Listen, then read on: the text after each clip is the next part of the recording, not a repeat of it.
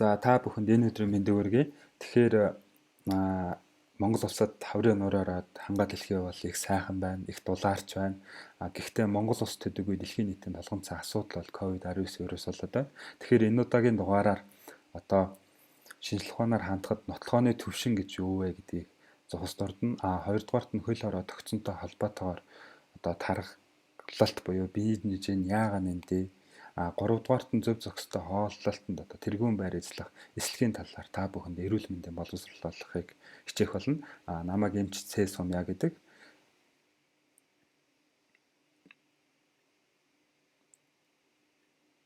Тэгэхээр нэг COVID-19 вирусын халтур одоо артерид гэдэг үе төр засаг бол маш сайн ажиллаж манай улсад бол одоо тодорхой тохиолдолд илэрсэн ч одоо төр засаг гэлтгүй иргэд бид нар бол одоо маш их бэлтгэлтэй энэ өвчнийг одоо давж гарч чадах болно гэж миний бие үзэж байна. Яагаад гэвэл та бүхэн одоо шинжлэх ухааны нэгэнд нотлогдож хүлээн зөвшөөрсөн маск зөвх, гар угаах, гэртээ байх, олон нийтийн газраар тэр болгоно үйлчлүүлэхгүй байх гэсэн хөл хорооны дэглэмийг одоо амьдралын хэв маяг болгоод одоо ингэж дадал зуршил болгож байгаа да туйлын баяртай байна.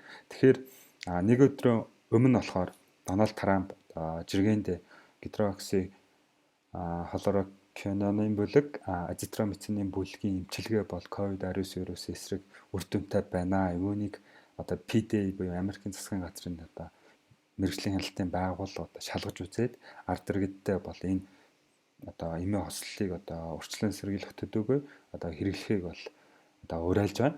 Тэгэхээр FDA байгууллага гэдэг маань ямар байгууллага вэ гэхээр одоо Америкийн нэгдсэн улсад тухайн артерид маань эмийн бодис одоо хэрэглэхийг одоо зөвшөөрөл олгодог. Өөрөөр хэлбэл одоо тухайн эмийн бодис маань хэр зэрэг нотлохоон сурласан байна, зөвлөмжийн зэрэглэл хэр сайн байна гэдгийг одоо ингэж шүүлтүүр хийгээд одоо FDA байгууллага одоо зөвшөөрөл олгодог. FDA байгууллагын зөвшөөрөл авсан бол одоо Америкийн нэгдсэн улсын газар нутаг дээр одоо тухайн эмийн бодис, эмийн бүтээгдэхүүнийг бол одоо зарж борлуулах одоо бүрэн эрхтэй болдог. Тийм учраас яагаад ийм зүйлийг дурдж байна вэ гэхээр бид нарын одоо цууг одоо ярьж байгаа зүйл маань одоо ямар нэг одоо шинжлэх ухааны хувьд бол нотлохооны төвшин бол хангалттай байдаг. Ялангуяа шар мэдээ бүр цаашлуул одоо жижиг судалгаа бол одоо нэг өнцгөөс харсан учраас одоо нотлохооны төвшин багтаа, зөвлөмжийн зэрэглэл их багтаа байдаг.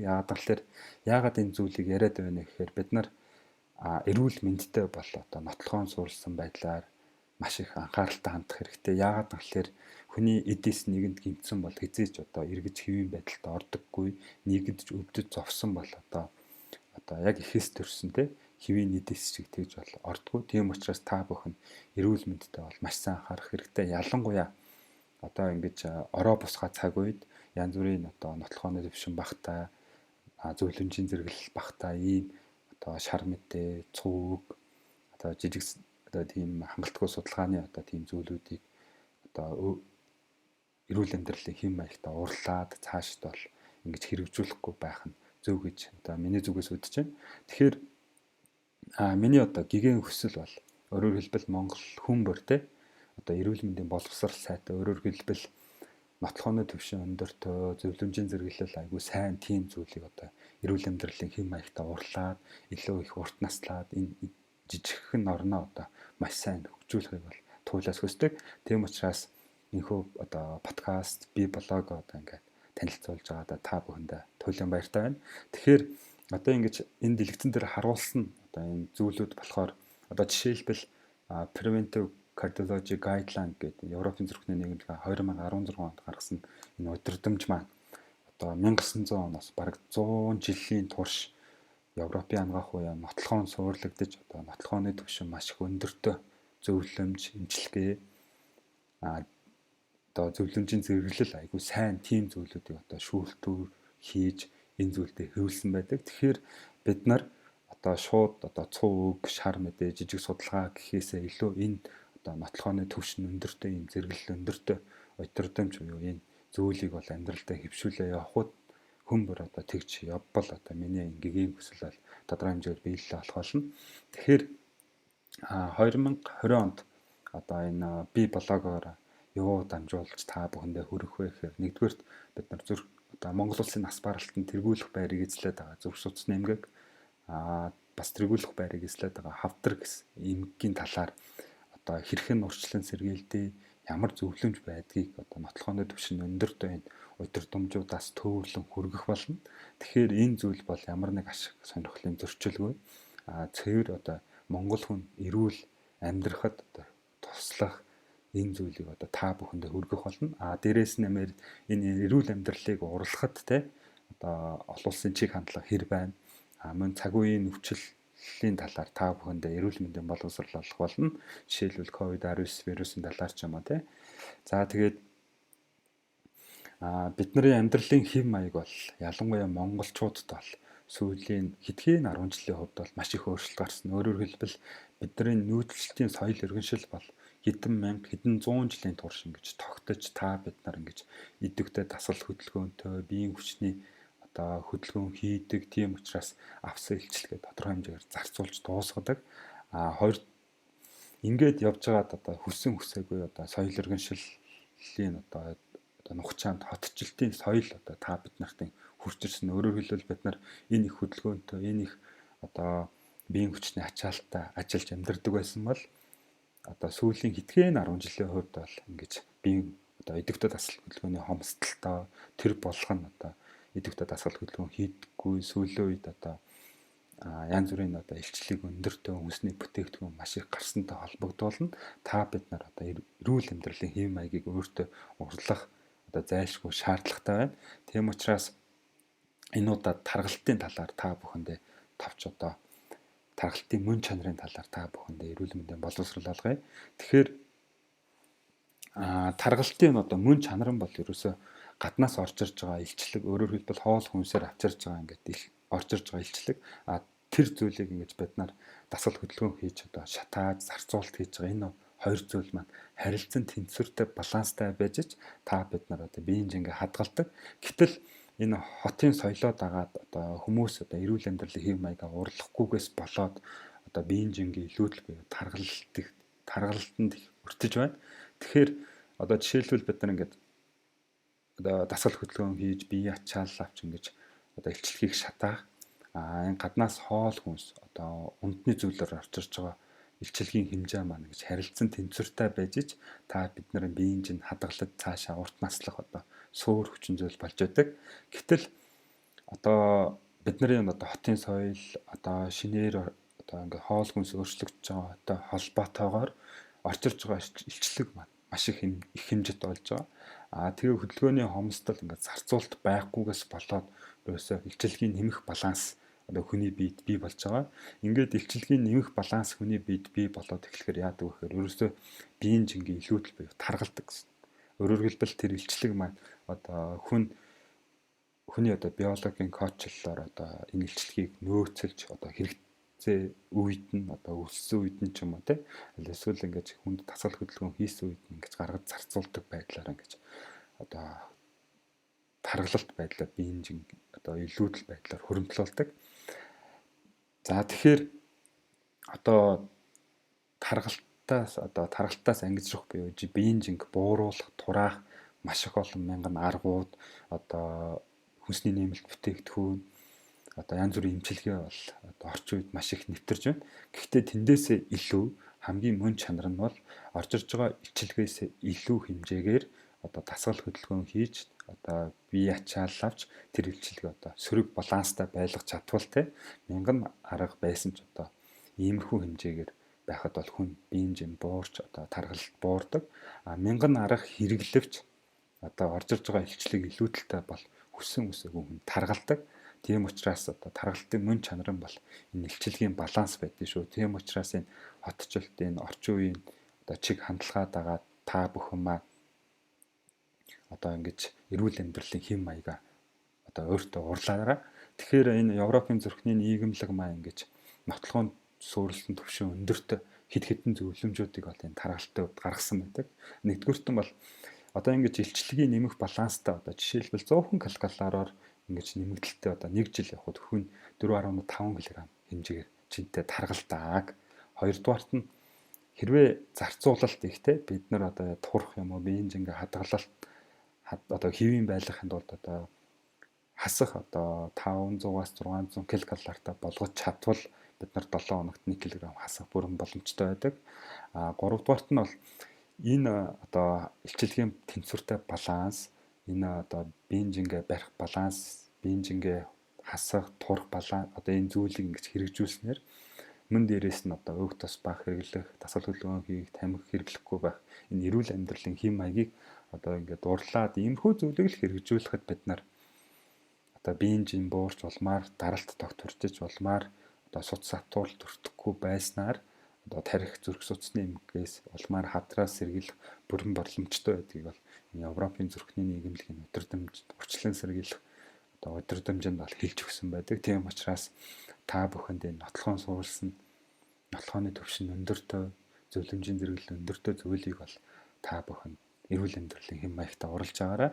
Тэгэхээр дараагийн нэг сэдв болохоор эслэг гэж юу? Ялангуяа зөв зохистой хоолтод тэргүүн байр эзэлж байгаа энэ эслэгийн зүйлээ талаар та бүхэндээ одоо товч ойлголт өгье. Яг талаар энэ COVID-19 вирусын холбоотойгоор хөл хороо тогтсонтой холбоотойгоор бид нар гаднаас илчлэг их зарцуулалт багасч байдаг. Тийм учраас одоо COVID-19 гэлтгүй одоо хотчлтын соёлыг дагаад бид нар эрүүл амьдралын хэм маягаа уралж аль болох уртудаа наслах хэрэгтэй байна.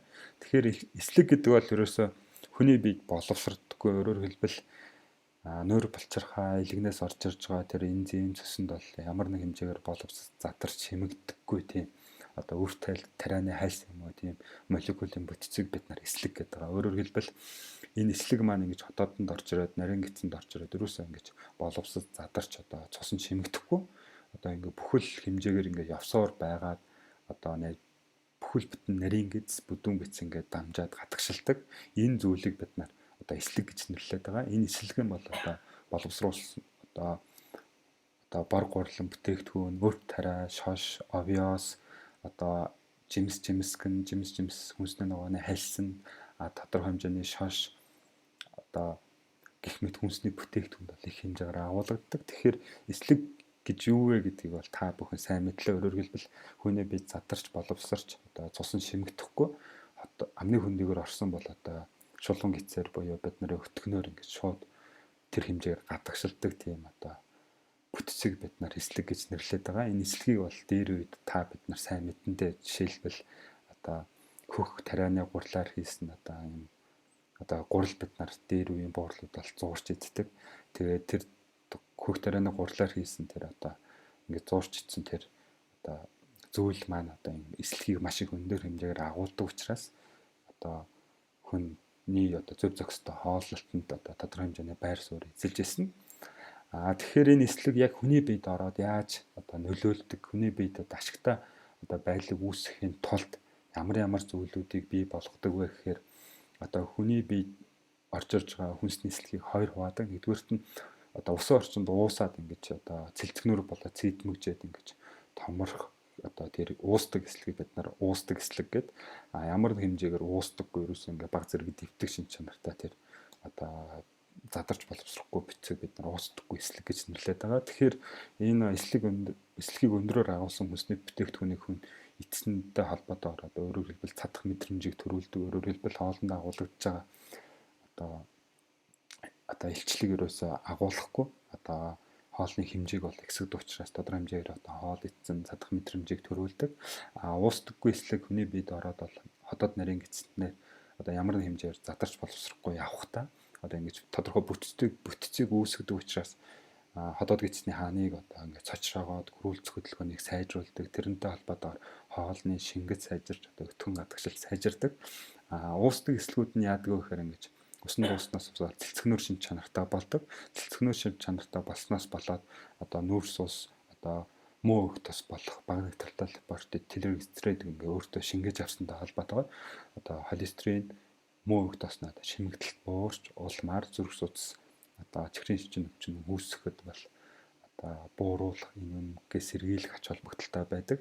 Тэгэхээр энэ эслэгийг бид нар хэрэглэсэнтэй холбоотойгоор энэ одоо хүний биед үзүүлсэн зүйлээс ямар нэмэгдэл хүчин зүйлүүд үүсч байна гэхээр одоо муу өг тос одоо зүйлийг багасгахсантай холбоотойгоор одоо тарих зүрхний судас нарийн судас сатуурал үүсч цааш хөгжихгүй. Хоёрдугаартан бид нар таргалалт одоо биеийн жингийн илүүдлээс сэргийлсэнтэй холбоотойгоор чихрийн шүчээ өвчний эрслээ сэргийлэх. Гуравдугаарт нь хамгийн чухал зүйл бол ерөөсөө юм бүдүүн гидс, нарийн гидсэн дээр бол маш сайнаар нөлөөлдөг. Яагаад гэвэл та бид нар зүгээр энгийнээр ойлгоход зүгээр ингээд хоол хүнсний зүйлийг 1-3 хоног ингээд ямар нэг хэмжээгээр ингээд агараг орчин ингээд хадгалахад тэр зүйл маань ялцраад муухай өнөртэй болоод амьд эсэд байсан бол ингэж цочроох одоо тэр химийн боц хорт боцод нүүсч яадаг. Тэгэхээр эний эслэг бол ингэж усан дуустдаг эслэг маань ингэж задарч боловсрч хүний бие шимэгдэхгүй учраас өөрөөр хэлбэл тэр бүдүүн гидсэнд хадгалагдж байгаа тэр зүйл дээр болохоор одоо 1-3 хоног одоо тэр үүссэн хорт боц одоо химийн боцыг өөртөө шингээж бүдүүн гидсийг одоо хамгаалах, өрөвслийг намжаах, одоо цочроох зүйлийг багасгах одоо чухал ач холбогдолтой байдаг. Тийм учраас энэ бүдүүн гидсний одоо ямар нэг эмгэгээс сэргийлэхэд ялангуяа өрөвсөлт эмгээг хорт авдраас сэргийлэхэд бол чухал байр суурьтай байдаг. А тэрнээсээ дагаад ингээ өрөвсөл даамжаа цус алталтай юм уу эсвэл гоморагаас бол сэргийлэх ач холбогдолтой байдаг. Тийм учраас та бүхэн хүнсэндээ эслэгийг тодорхой хэмжээгээр хэрэгжилж эрүүл амьдралын хэм маягаа уурлаарай. Тэгэхээр Европын зүрхний нийгэмд удирдамжинд бол хүнсний эслэгийн хэмжээг бол хэвийн хэмжээ 25-аас 30 г гэж заасан байдаг.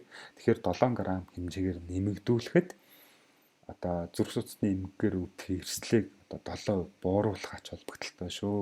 Тийм учраас та бүхэн идэвхтэй дасгал хөдөлгөөн хийж зөв зохистой хооллох байдлаар эрүүл амьдралын хэм маягаа уурлаад энэ хоттой сайхан дасан зохицоод энэ улс гүрнээ сайхан хөгжүүлээд үр хожтой ийм сайхан нийгэмтэй ийм сайхан улс орныг хүлээлгэж өгье. Тэгээ дахин уулзлаа. Түр баярлалаа.